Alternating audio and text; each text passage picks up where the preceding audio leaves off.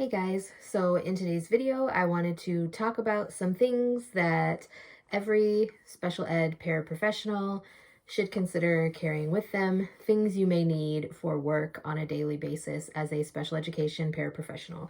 Now, I do have a little list of things, so if you see me looking down, that's probably why. I will say though that all of these things may not be what you particularly need if you are a special education paraprofessional. Um, some of these are more geared towards maybe a one-on-one student or an inclusion student or a push-in, whatever you want to call it. So I'm just going to go through the list and I will explain why I feel like special education paraprofessionals need these items. So the top thing on my list is a water bottle. I work at a school where we have lead in all of our pipes. So like there are signs on all of our sinks that the water is for hand washing only. You're not allowed to drink it. It's horrible for you. We have a couple of purified water fountains. Sorry, I was trying to think of the word. We have a couple of purified water fountains where kids are told to bring in water bottles, and they are allowed to fill up their water bottles only at the purified water fountains, not using any other faucet. So actually what I do, since I work in special education and with the age group that I work with, where they're always grabbing whatever they see, regardless of whether it's theirs or not, and drinking out of it, I have been filling up Gatorade bottles with water. I know this looks probably gross, but this is not Gatorade. This is water with like a flavor stick in it. You guys know, if you follow me for a while, I like the flavor sticks in my water. So instead of bringing my good water bottles, I fill up a Gatorade bottle and bring that to work with me. But I also find if I don't have enough water throughout the day, I end up with a horrible migraine, so it's important. Number 2 would be sanitizer, whether that is hand sanitizer. Normally what I do is I have a lanyard that has like my key card to get into the building, my key to get into different classrooms or different doors within the building.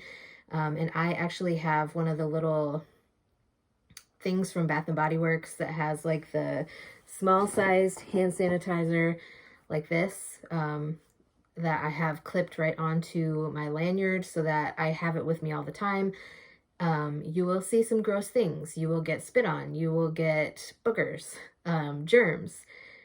Yeah, sanitizer is important. You can also get like little wipies. Those might be helpful too. Like I said, you never know what you're going to encounter. My second day of school, I actually got thrown up on by a student. So there's that. Like I said, you never know what is going to happen on a daily basis. Number 3 would be fidgets. Special education teachers tend to have these in their classrooms. So I'm not saying that you have to go out there and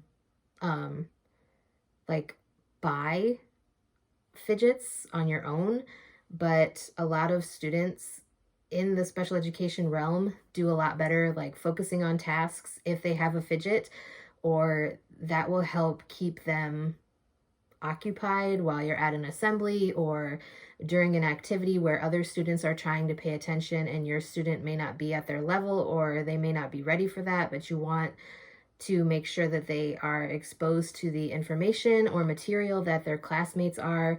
Fidgets are very important. Another thing is visuals, whether those are PEC boards or there are other communication tools. We use a lot of different things.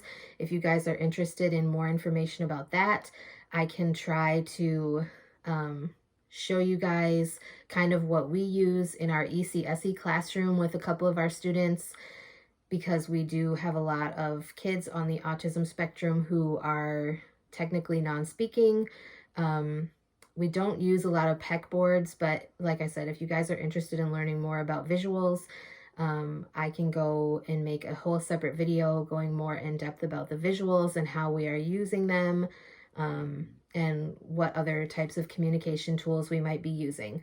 Another thing that is important is your student's class schedule. This is especially important if you are a one-on-one or if you are inclusion or resource, where if your student may have specials during a certain time and they don't do well in specials, it's important to know when that time is that they're supposed to be in specials, like music or art or computers or whatever.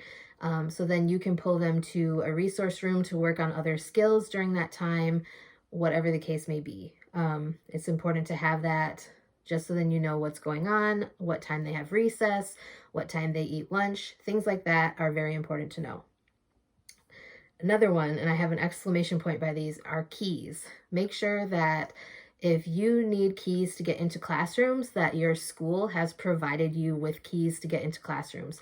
I went almost my entire first week of work at the school without having anything other than a key card to get into the school building. I did not have keys to get into the different rooms, and it's very disruptive when you have to knock on your students' classroom door to be able to get in, because then the teacher has to stop what they're doing, or they have to have a student stop what they're doing in order to come open the door. So make sure that you have keys. Another important thing is a radio. If your school uses radios to communicate, we use radios at the school that I work at specifically for emergency situations, but also for behavioral interventions and things like that. We use CPI. So if we need to call a behavioral intervention, we call on the radios, and that gets everybody to where they need to be. Like I said, it's very important that you have access to that radio, just in case, because you never know what could happen on a daily basis. Another important thing to carry with you is Kleenex, whether it's, having a box close by or one of the little like individual packs, because kids have runny noses. And it's important to be able to wipe the boogers off before they get everywhere, because they will get everywhere. Your student will wipe on their hands, they'll wipe on their pants, they'll wipe on their sleeve. They could wipe their nose on other students, like go like this and put it on another student, and that's gross. So it's good to carry Kleenex. Another thing I wrote down, which I haven't really used yet this year, is stickers, candy, or other rewards. The teacher that I work with, she is still on maternity leave, and we haven't really gotten to a point where we have established a reward system. With our kindergartners, they have a whole separate reward system that their actual classroom teachers use. So when they're in their classroom and they're doing what the teacher, their actual teacher, is telling the class to do, they may get a reward from their teacher, but it's also important to have like stickers or candy or whatever reward system your student responds well to, like especially if you're working with your student on harder skills or difficult skills, something that they have difficulty with. A lot of our kids don't necessarily respond as well to candy as they do stickers. They love to have something that they can see, to be proud of. So the next thing would be timers. A lot of our students respond very, very well to timers, especially when you're working on transitioning them from one activity to another.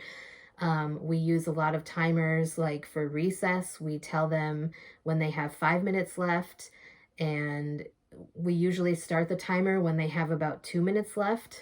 And when they hear the timer go off, then they know that it's time, and they're usually pretty good for the most part about going to the door when the timer goes off. So timers definitely help. I also wrote on here an extra set of clothes, because like I said, I did get thrown up on the second day of school. And like I said, you never know what you are going to encounter, whether it is boogers, vomit, whatever the case may be. Working in the cafeteria on lunch duty, having a student come up to you with food on their hands, wiping their hands on your clothes or touching your leg, whatever the case may be, having an extra set of clothes is very, very helpful, because otherwise you're going to be sitting in the same dirty clothes for the rest of the day. Another one is comfy shoes. That is also important, because a lot of my students particularly tend to run away. And that is especially helpful during recess times, because we have a very large recess area, but our students are only allowed to use certain parts of the playground at certain times. So our older students are allowed to use basically the entire recess area, but only in the afternoon. In the morning time, since we have younger students and we take our recess with preschool, they have to stay in a certain area of the playground. So comfy shoes, having to chase after people, especially if you have runners or people who try to elope. That is very important to have comfortable shoes. Not only that, but you're also on your feet a lot, working in the school setting, because it's just part of the job. So having comfortable shoes is definitely important. And last but not least, I put down and I put 3 exclamation points and underlined it a couple times: patience. This can be a very frustrating job.